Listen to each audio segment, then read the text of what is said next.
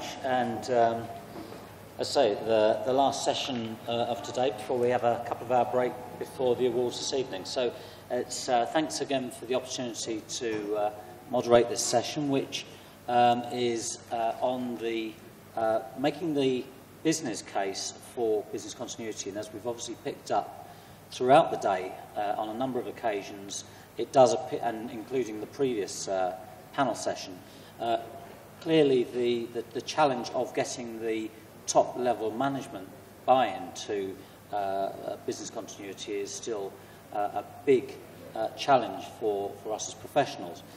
I talked this morning a bit about when I sort of left IT within Sainsbury's to set business continuity up in Sainsbury's. And one of the things that I was learning back at that time, this was in the early 1990s, so 20 years ago, was exactly this. How do you get the buy-in and the interest of the top management? And so when I was asked to start a business continuity program for initially our headquarters, one of the things that I said was that for it to really happen, we needed to have a board director that would sponsor this piece of work. And fortunately, and fortunately, not unfortunately, and fortunately, the property director said that we're looking at protecting our organisation's headquarters building, so I will champion the business continuity programme. And I have to say that that made a significant difference in the ability to move the business continuity programme forward, because although he didn't have to do a lot, he put his name and face behind that piece of work. So, what I would like to start with is just ask each of the panel members what was their experience in dealing with top management and putting forward the case for business continuity, and what was the biggest challenge that they faced. So I'll start with Chris. Thank you. Good afternoon, everybody. Yeah, I was put on the spot a little bit by Dirash and filling in for someone else, but that's good. I just want to start off with, me and Linda Hallett had a bit of a chuckle over this, but just a little bit earlier, and we said, as BCM practitioners, what's our main job? What do you think our main job is? Is it to build BCM programs? No. It starts off with trying to sell it to executive management. That's our main job. Anyway, we've heard a lot of, and in one of the previous panel discussion, I think we heard also that everybody is perceiving this as one of their main challenges, is to convince senior management to invest. Well, for me as a consultant, my biggest challenge is when I walk into an organization, and that happened a few times in my career, where I walk into an organization and they started, let me say started in inverted commas, their BCM program, just because it is required by some regulation or they want to be certified or something. It's not really driven by a need for the business. First, as we all know, it's difficult. There's no visible, immediate visible ROI that you can sell to them. And as they said earlier, if it hadn't happened in the last 5 years, it wouldn't happen to us. And and then in some cases, they see it just as another IT drive, more money to that endless pit. Or they see it as it's insurance issue. And then they go out, hey guys, go and get the cheapest quote, it's insurance. But, so, excuse me. Now, how do you go about it? How do you go about convincing management without spending hours or even months in educating them or awareness and those kind of things? So, the things that work for me is I do it in small doses. I don't go with a big bang. We first try and hook them. And one of the nicest ways to hook them is, or the easiest way for me to hook them is show the business benefits that they're going to get, especially from a business impact analysis perspective. Margaret earlier spoke about how integrated BCM is into the organization. Use that. Use that as your vehicle, because if you go and touch everybody in the business with your business impact analysis, and if you do it properly, you can show them. It's really it's not just something that you need to do. You can really benefit from it. You can use it as a business intelligence tool. I mean, myself, I've seen in many business impact analysis workshops that we've run, that sometimes I just have to sit back and let them talk among themselves for about 10, 20 minutes, trying to, well, really discovering for themselves their own business. So this is the benefits they get out of it. And you piggyback on that. You show them that there is a business benefit. And once they have a true window in what is critical to their business, it's easier to get that funding. It's easier to get that buy-in from them. Excuse me. Excuse me. Now, to the executives out there, my parting words will be, it's BCM is not just a mere insurance policy. It's a business tool. You can use it. You can utilize it. You can use the information that gets out of your business management program to benefit your business, to shape your business. Use that. Piggyback on that. I've got plenty more to say, but I think let me hand over to someone else now. Thank you, Chris. Vidur, what's been your experience? And also, can you tell us a bit about the most successful approach you've had to date? Okay. Mind if I say something controversial? Go ahead. Nothing like war or a crisis to get management attention and money. And I'll give you a couple of examples. About 12 years ago, there was a minor skirmish between India and Pakistan for a little territory called Kargil. I don't know if I used, well, from a business continuity perspective, it was fortunate. We got a lot of senior management attention. Checkbook opened up. We got funding. Business continuity came to the front of the organization. Some of the, and I can say this now, some of the issues that were raked up by leadership were strange. We used to roll up to the G Capital office in Stanford in Connecticut, and the CIO had a discussion with us over telecon. What would happen if the Pakistani army marched into New Delhi? And we tried to explain to him that his geography was a little off. It was difficult for the Pakistani army to march into New Delhi, but we didn't mind because with that comment came a lot of money. So it helps. Another example that I'd like to give is, and I can now say this because I'm no longer sworn to secrets and confidentiality. In 2006, as some people are aware, there was a series of bomb blasts in Bangalore. At that time, I was working with IBM, and the terrorist involved was captured and interrogated the way police interrogates them.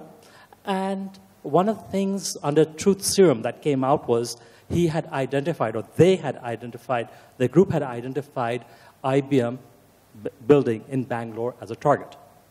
Now, think of the global impact of something like that. A large multinational brand like IBM in Bangalore hit. That would have impacted India's reputation, would have impacted IBM's reputation, would have had a lot of impact. With that one piece of intelligence that's dated, very large blank checks were written out to the BCM team. Funding became available. We flew in BCM specialists, consultants from across the globe, from IBM offices in Australia, Singapore,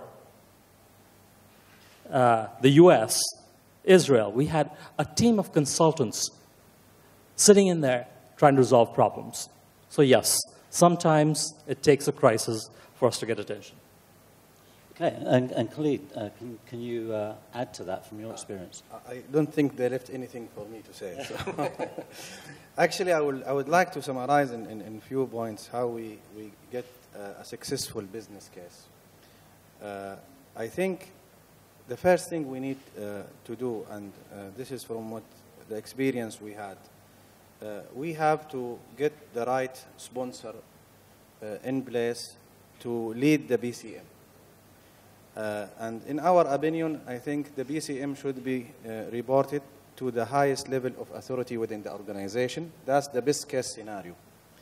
And the other scenario should be to the C-level. So it could be reported to the Chief Risk Officer, Enterprise Risk Officer, or the CEO, or CIO, okay? However, there is some issue about reporting to the CIO because he looks after technology, that's not the preferable option, but mainly I think you get the right sponsor, whether the CEO or the Chief Operating Officer, that would be the best case scenario, or the Chief Risk Officer.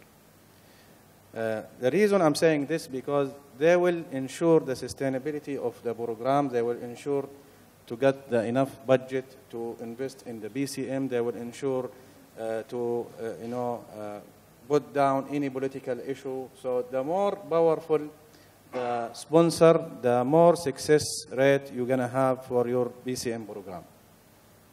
The second point, get the expert on board, which is similar to the point just raised, okay? Sometimes management will not listen to you, okay, whatever you say. They want to listen, they will listen to the external consultant who has the domain knowledge. So get the right expert or domain knowledge to come and help you to facilitate your program management, and this will give you a good success rate also for the program. Get them scared, what I don't mean that's to wear a King Kong mask, okay, but get them scared from the BIA you will do, okay, which is financially, what will be the implication, okay? In financial services, every second it's count. Maybe in other organization will be like, there are less impact. However, if you show that, it's worth the investment and how much will be the organization gonna lose for every second or for every minute or every hour, then this is worth justification, and then you will get the needed investment that you need and will sustain this investment, for the program. Get them also aware about the regulatory, impact. Maybe there will be some fine from the regulatory due to the service disruption, particularly in the financial services. So these three reasons, okay, or success, I call it success factors, will help, I would say 70% to ensure, to 80% ensure that you get, your business case through to the management. The fourth one will be to have the right governance in place. What I mean by the right governance, get everybody involved within your business continuity program. So get the internal audit involved, get the risk management, get the business to have more ownership. So get the CEO, the board of directors. The more you engage them, the more you have steering committee, which has a representation from many senior management, the more everybody will feel this is not just an individual program or initiative. This is everybody business, and everybody will be accountable for, the results. Get the business to own it. And when I asked several times about how many people do you have in your business continuity, I said 300 people. And people get, what? 300 people? You are just a medium-sized company. How you can put 300 people to work, for BCM? I said, yes, that's the answer, because we have embedded the BCM within the organization culture. Now everybody is responsible. Everybody has the right level of awareness, education about BCM. So I have around 75 people who are running the crisis management team, the incident management team, the recovery management team, the emergency team, the response team. If you put them together, these represent 40 to 50%. So what about the other?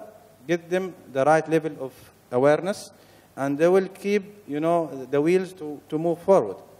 So this is like the four things, I think, which make your business case, you know, more stronger, and it will be also convince senior management to proceed with the program all the time. In downside, you know, economy, you need also to consider the context of presenting the business case. So I will not come in like a downside economy and say, I need to spend like 2 or 3 millions, you know, just to start a business continuity program. So you have to choose the right time when you submit your business case, okay? Because if there is no enough budget or there is no enough revenue for the organization, time is very critical. So the program will put down by the board and the senior management, you know, in the downside, you know, economy time. Thank you very much. Okay, thank you, Khalid. Now, Chris mentioned in the previous panel session around involving external agencies in your testing. One of the things that worked very successfully when I initiated the business continuity program at Sainsbury's was to, having got the board sponsor on board, which Khalid obviously has identified as a key achievement to making this happen, I set up a seminar for our senior leaders and people that had, I felt, a vested interest in business continuity and at the time IT disaster recovery. And I brought in representatives from the emergency services, for example. And what I did was ran through almost a bit of a scenario of an incident that could affect our building in London.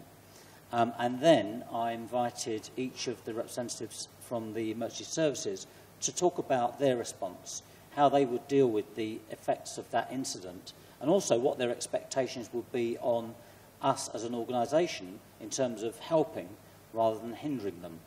And that actually worked really quite well in terms of getting our people to understand that they actually had a role and responsibilities for supporting the emergency services in their responses.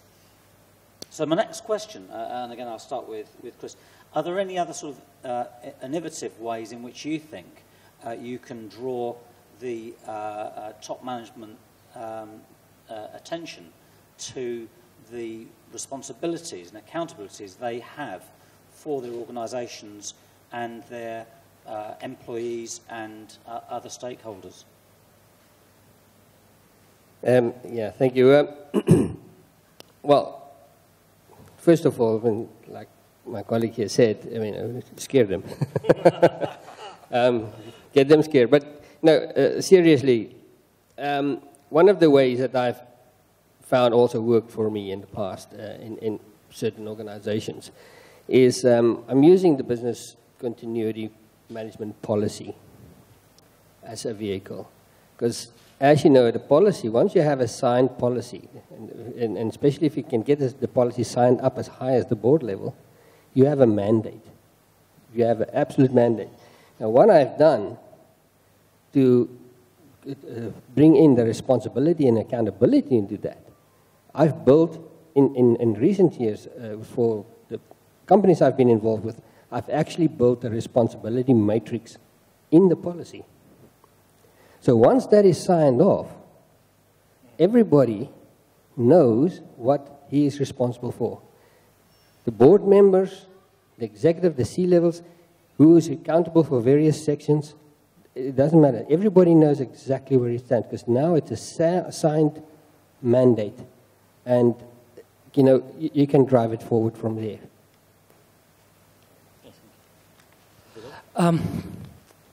So let me try and walk you through an example. What's said is that if you have an actual incident, then you don't need to do a test that time. Except for the pandemic testing in IBM, we didn't need to do too many other tests because we would have so many live incidents happen across India, which would therefore get senior management involved and get their attention. I'll give you an example.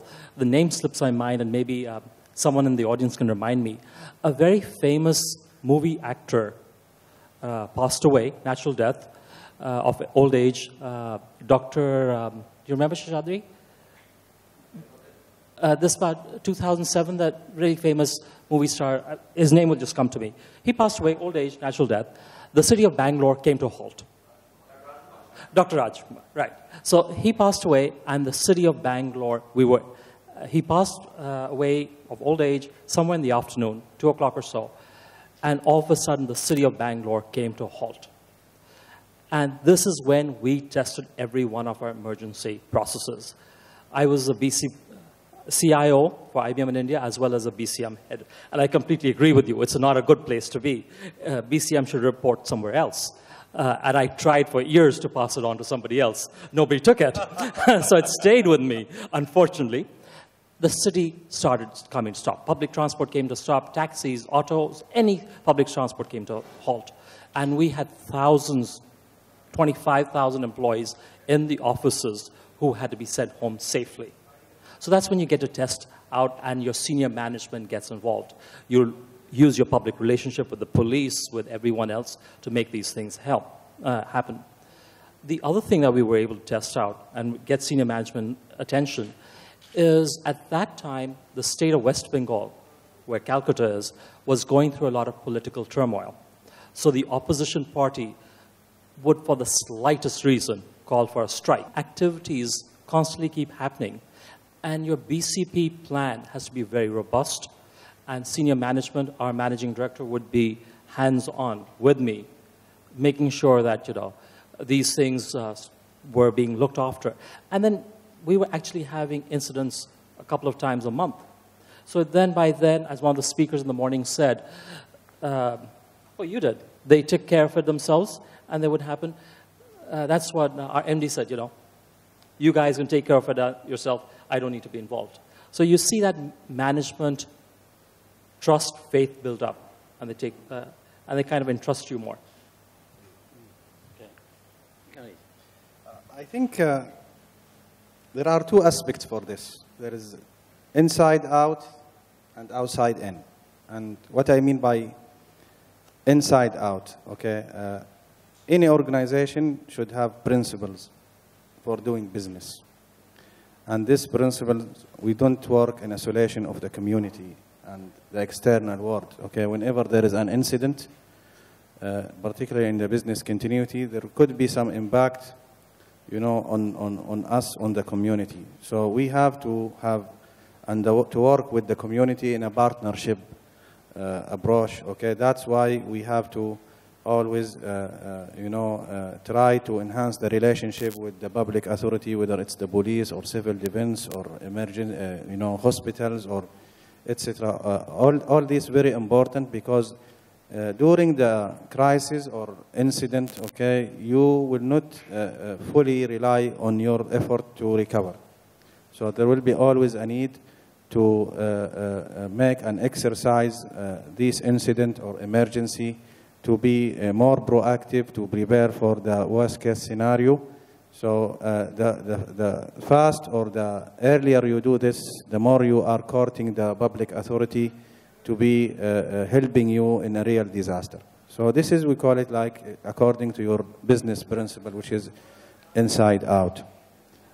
The outside in, it came from the standard, the policy he mentioned, okay? If you have the policy, then it is like the Bible that you must follow. If you have the standard, whether it's the 25999 or the recent standard, then there is a lot of aspect that will come with having the right governance, which is part of it, the internal audit and the external audit. They will come after you and say what you are doing and related to the public authority, coordination, exercising, the fire drill, to which extent you are involving these, public authority. Then this is like something forced on you. You will have to go and have an action plan to cope with, communication, the right communication, educate them, get them involved and engage with you during the exercising and for the business continuity. Thank you. Okay, thank you. What I'd like to do now is just see if there's any questions at this stage before we move on to another element that I wanted to cover. So has anybody got any questions for our panel at this stage? Now just see a show of hands in terms of people who feel that they have successfully made the business case in their organisations.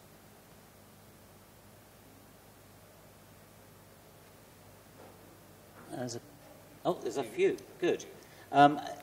Of those that have got their hand up, is there anything that you would like to add to what the panellists have said in terms of their experiences of successfully making the business case? Right, Chris.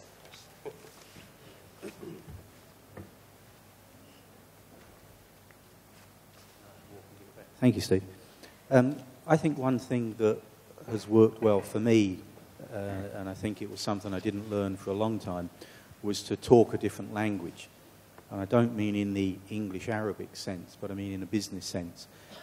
So what I've found more successful as I've got more experience is when I'm talking to the finance division, I talk about money.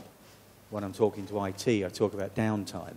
When I'm talking to the commercial officer, I talk about lost sales.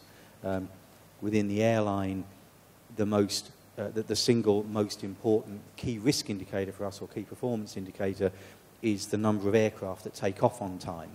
So when we're talking to engineering and to ground services, we talk about on-time performance. If you can't do this process, it affects on-time performance. But to finance, if you can't do this process, we lose $20,000. And that takes us, that takes a certain understanding of the business, which actually is then very useful for the rest of the program. And I think we possibly don't always invest enough time up front in thinking about the audience that we're trying to persuade and what do they want from business continuity. And what they want is to keep their jobs and they want to keep their KPIs going. And if I'm talking to finance about system downtime, that's someone else, I don't care about that. But finance officer talking about lost revenue, he's interested now. And I think we have to be a bit more prepared to take this longer approach that's more tailored and maybe come at it that way. Just an anecdote of an approach that really worked, and it's along your lines about fear. My CEO in my previous bank was at a meeting at the Bank of England with the other CEOs of the big UK banks, and the topic turned to business continuity. And he said he was sitting there while all the others were nodding, and he was sitting there thinking, I don't have a clue what's going on here. And he phoned me the very next day and said, you will come this afternoon at 3 o'clock and you will give me a presentation. And I'd been trying for 5 years to get in to see him. And it was embarrassment in his case. He was embarrassed by not knowing something that he felt he didn't know. I suspect that his peers didn't know either. They just knew to nod in the right place. But I think the first one we can make happen, the embarrassment we perhaps can't make happen. Thank you, Chris. Anybody else want to add to Chris's comments around how they successfully made the business case? Okay, I think that's a very good point, and I think knowing your audience is paramount. And again, one of maybe the techniques that I could recommend is really doing a stakeholder engagement analysis. So one of the things that I did fairly recently for our coordinator community was to list all of them and place them where I felt they were right now. Were they really engaged, or were they not engaged, or were they neutral? Where did I want them to be? And by assessing each of them, you can then work out a plan of action to improve that relationship to where it needs to be. Very simple technique, and it's stakeholder engagement. But it is about knowing your stakeholders. Now, the next question I just wanted to ask each of the panelists, and I'll start with Khalid this time, is do you think there's sufficient advice and guidance for business continuity professionals for making the business case? From within the organization or for professionals, whether it's from anywhere? I think there is a huge difference between, I mean, I don't always rely on others to gain the knowledge. Okay, so I think the first thing that you need in order to make a progress, okay, on this field or any other fields, is to have the passion. Okay, I give example myself. 5 years ago, I had no clue about what is business continuity. So it was completely a new field, okay, which is, I learned about it, okay. So you have to be more proactive in learning, okay. These days, the knowledge is available everywhere. You don't rely on others to provide you whatever, okay. You have to have a plan in order to how you can gain those competencies and skills. So you can, the sky is the limit here, there is no limit, okay? And the more you have passion, the more you can make a good progress in this field, okay? And there are so many organizations, I think, so many standards. Today we have in Singapore, there is a standard, the Business Continuity Institute, we have the BCI, we have, with all this, I mean, there is many certificates, there is many knowledge available in the market, you know. You can do a lot of, go to many conferences, okay, and you can follow all these, learning and resources to learn. So, to my opinion, I think the knowledge is there, but you need to work on yourself. You don't wait just for someone to come and give you a golden, spoon to just feed you the knowledge, okay? I think in my opinion, yeah, there is sufficient knowledge in the market, but it depends on the person, whether, okay, he's proactive or the type of, his learning approach as well. Okay, thank you. And Vidur, same question. Do you think there is sufficient advice and guidance, taking Khalid's point that you need to be proactive and look for it and seek out, fellow professionals to find out. But do you think that there is enough available for making the business case? So, hard for me to talk about the industry, but let me just give you my own example. In IBM, we are a offshore development center for our global clients. So we've got about, give or take, 125,000 people who are either doing software development or call centers or remote IT services for clients across the globe. Each person on the job is being billed at a particular dollar rate per hour. So it was very simple for me to say that if building A goes down, it seats 5,000 people, and if it's down for 1 hour, that's $100,000 gone. If it's gone for 8 hours, that's $800,000 gone. Very simple to calculate, and it was a very simple, to get BCM rolled out, it was very simple. The simple calculation to the CEO, and after that, I really didn't have too much stakeholder discussions or interactions. It came down as a stick. And he was holding the stick, and I was just referring to it. So it became very simple in that case to make a strong business case, at least for me. And that's what I really found, that the CEO always listens to money. And nothing else really, in my experience, interests him. Because his bonus, his being in that job, is dependent on generating money for his stakeholders. And the moment you give him numbers, and you tell him, this is what I'll save you, I don't see an issue getting. So there is ways of building an ROI, at least for me, in the nature of the business where we were, it was simple. Maybe in some other businesses where you're doing, I don't know, construction, if your building gets delayed by 2 days, maybe you can make that up somewhere else. But in our case, it was a very simple calculation. And so we got simple, easy sign-offs. Okay, thank you. And Chris? Thank you, Steve. It's a loaded question. Yeah. Well, Vidur, I mean, you hit the nail hit the sort of the hammer on the nail. What just saying? Anyway, no. Anyway, it depends on the business. But just from my side, I mean, if I look, thinking back about your question about information available, I wrote my first disaster recovery plan for a large utility program or a company for their mainframe systems back in 1988. It's now 2012. I still don't know nothing. You know, it's I believe the information is out there. Organizations like the BCI have done tremendous jobs. I mean, they put it out there. There's a lot of professionals out there, and what I've found in our profession is people are really, everyone likes to share. So it's easy to get, if you get stuck on a certain topic, just go and ask. I mean, there's a lot of information out there. Now, coming back to what Vidur said, you know, the information is out there. There is loads, but it will, whatever information is out there, all the information in the world will only bring you up to 80%.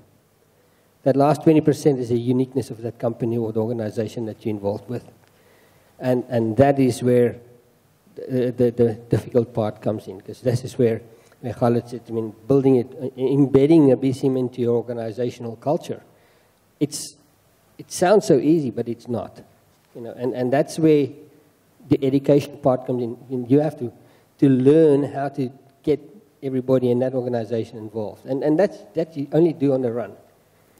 So information to help us is great, it's out there. But there's a little bit that you all have to bring your own footwork in. I mean, and you just cannot avoid it. There's no easy way out for that last 20%, sorry. Just to add to this, I think I am against just to build the business case within the context of financial. I think we are limiting ourselves here, because the business case should be built based on so many aspects, whether it's customer impact, regulatory impact, people or employee impact, you know, reputation of the organization as well, okay? And financial is one of those aspects, okay, which will add a lot to the business case. But still, we are forgetting here what is the purpose of the business continuity and crisis management initially is to protect people's lives. Okay, looking to the financial, it's come later. So today, if you have a fire within the building, I don't think the CEO will say, please continue doing trading, okay, because I'm going to lose, like in this one day, 3 million or whatever dirham, okay? No, he will say, evacuate the building. So the main purpose of the business continuity is protecting people's life. Other aspects came after that, okay? So I think building the business case only on the financial, I don't think it is the right way that we have. It is add, you know, some concern. It's add, you know, for the CEO to accept it. That's true, but there should be different aspect, okay, which is we should look at it when we build the business case. This will give us more, you know, exposure to make a successful business case. I think that's absolutely right that, yes, you're going to be looking after the safety and welfare of your employees to begin with. Once that's done, I think the CEO or the CFO will be saying, so when can we... Because people, they are making the organization. Yeah, when can we... They are making the money. Yeah, minimise the amount of time that we're not making money. But first of all, we make sure that the people are safe. Now, I'm going to just hand over to... Lorraine doesn't know I'm going to do this, but I'm going to give her the mic in a minute just to tell you about a new... Look at this, how scared she looks now. She doesn't know what I'm going to say. But she's going to tell us about a new development that's coming from the BCI, which Chris has obviously talked about in terms of providing information. And this is specific to this subject matter that we're talking about. But before I do that, so that Lorraine's got a minute to think about what she's going to say, I just wanted to say one other aspect that I think is quite effective in terms of putting the business case, and that is if you can gain access to, and I can't believe that we shouldn't be able to gain access to what our organisation's corporate strategy is, or even its mission statement and its values. If you can articulate the threat to the achievement of the strategy by not having good risk management and business continuity in place, then I really don't know what else you can do. But that's what these leaders are leading for, to deliver a strategy. And I think you can quite easily pull out of a 3, 5 year or maybe longer strategy things that could disrupt the progress that needs to be made. And if you can come up with a credible solution along the lines of good risk management, business continuity management, then I think that that also provides the opportunity to put forward a very good business case. So that hopefully will have given Lorraine a couple of minutes just to think about what she's going to say. But this is just a little development that's coming from the BCI in relation to C-suite engagement. Yes, of course.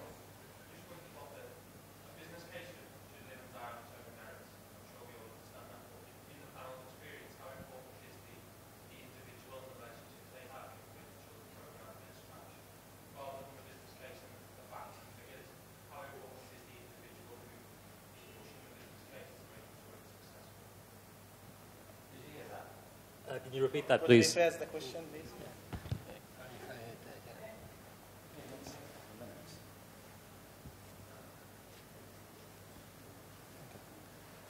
I just asked, a business case should stand on its own 2 feet. That there should be facts and figures and a way of making an analysis of its success.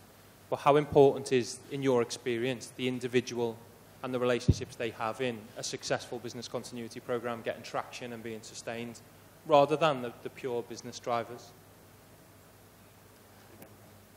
I'll go first since I'm holding the microphone. I think it's important, and I'll speak again in my case. The fact that I had a robust relationship with my CEO gave me the opportunity to sell what I wanted to sell to him, for him to even listen to me. So that's important. The other part, maybe not directly answering your question, but in IBM, I took it upon myself to embed business continuity into the DNA of the organization. And it's not easy doing that for a 125,000 people organization.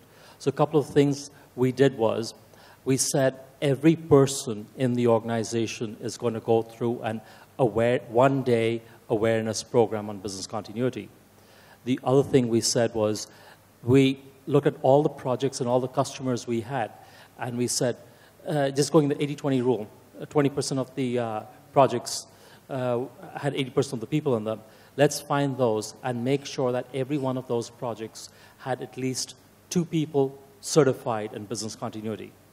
And then they would drive it through their own projects and their own teams. So it's about changing the culture of the organization, changing the DNA. And that comes along with a lot of persuasion that I or my team had to do. So I know I was driving BCM, I was driving it hard, and we had this vision for the organization, and we were just pushing the vision through. And it comes to your personality, and for me to believe in it, in this case, and for me to push it through. I'm not sure if that answers your question, but this is my example. I think I totally agree with what have been said here. Okay, relationship is quite important.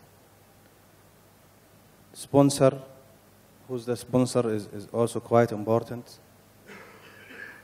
The competencies and skills you have, like if you are like a sponsor or the lead of the BCM and you are not a good communicator, okay, that's also play a very important role in the successful of the program. So while quantitative and facts and all this analysis is quite important, still as they said, it's not important what you said, it's how you say it.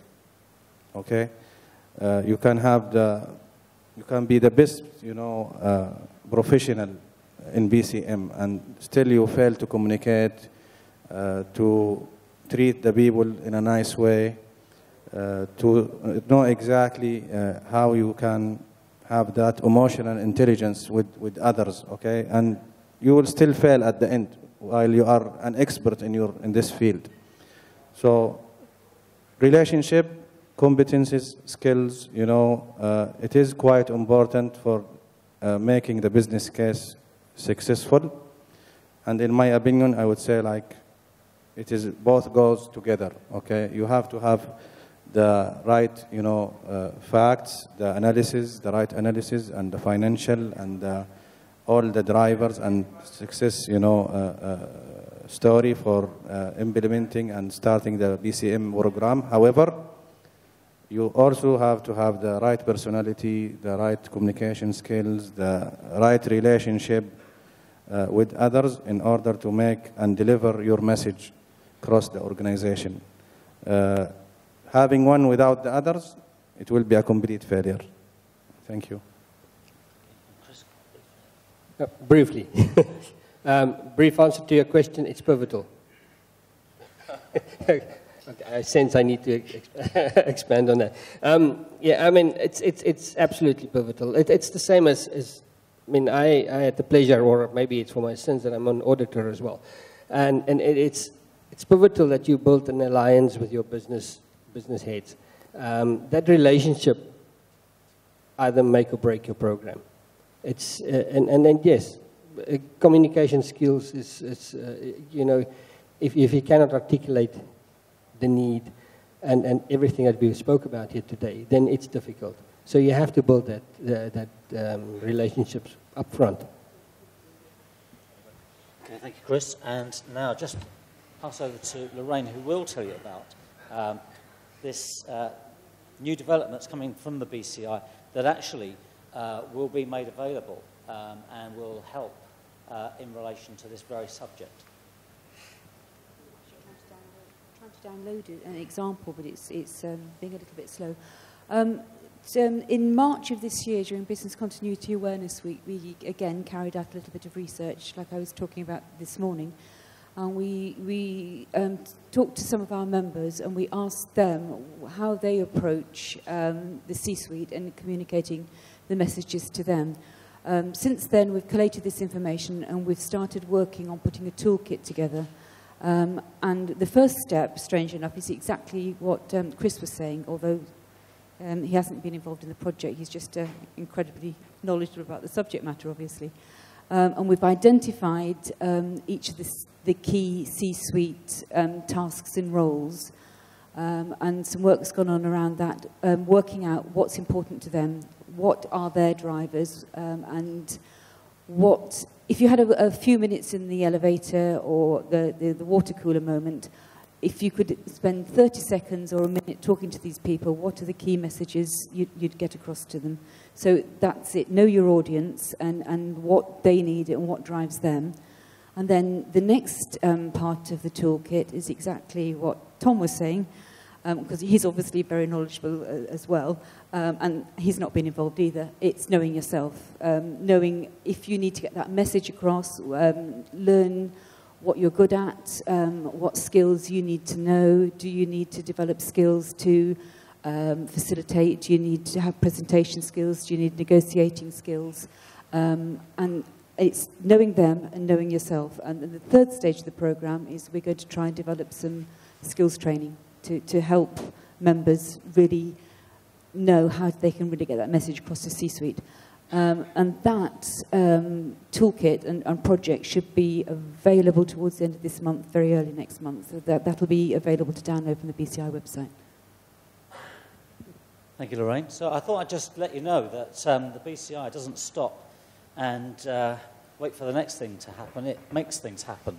So in terms of the C-suite toolkit, hopefully that will provide a lot of information and guidance that will cover a number of the things that we've talked about here around the soft skills as well as obviously the professional skills. Now, I'm aware that it is 50 seconds before 5 o'clock, and Diraj said we'd be on time. So I think we've probably got time for one question, if anybody has a question.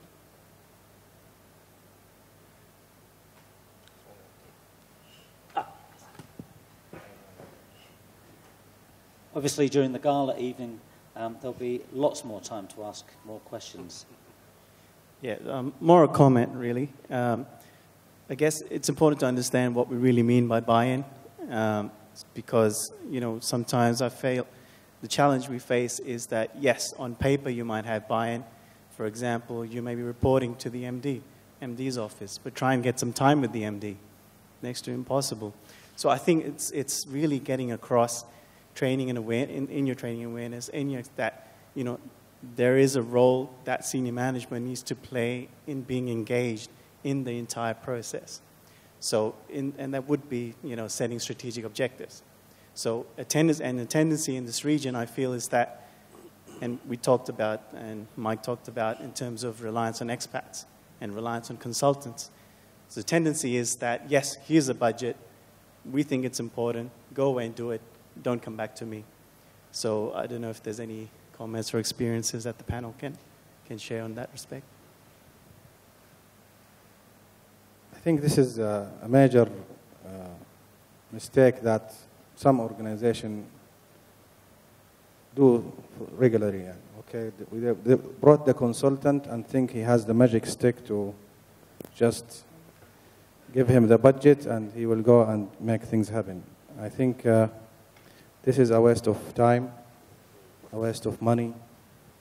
I see it as a short-sighted by any management team to rely on a consultant to feed them and make things, you know, regardless whether it's a business continuity or any other things. I think consultant role is to facilitate, not to own the program, okay? Ownership should come within the company itself.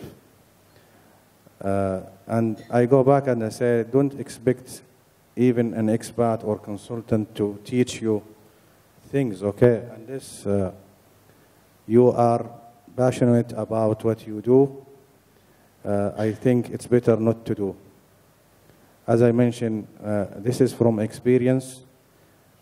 I started this in 2008, and I have zero knowledge of business continuity, knowledge. Today, I'm a business continuity expert certified. So it is about what do you feel about your future, what you feel about, the organization, and the consultant is just facilitator. He will be like an extra hand to you in order to tell you exactly whether you are going in the right direction or how you can maneuver and to meet your objective. But to give him everything and say, this is the budget and go ahead, I think if you have an open bucket, then, I mean, good luck with the consultant. He will use you in an efficient way. Thank you. Okay, anything different to add? No, I just want to echo what Khalid said. I mean, the consultant is there for support and a supporting role. The ownership lies with the business, and it will always be. Use the consultant's knowledge, use his expertise, use everything that he has and he can give you. But at the end of the day, he's going to walk away. Yes. At the end of the day, he's going to walk away. You're going to still sit with that. So you as a business have to own that. I think that's a great point to finish on. So what I would like to say is thank you, Chris, Khalid and Vidur. If you'd like to show your appreciation, also for yourselves for staying right to the very end. I hope you did get something out of this panel discussion. We're around for the rest of the evening, I think, all of us. The BCI toolkit is coming. So if you just show your appreciation for our panel, that'd be great. Thank you. Thank you very much. Thank you.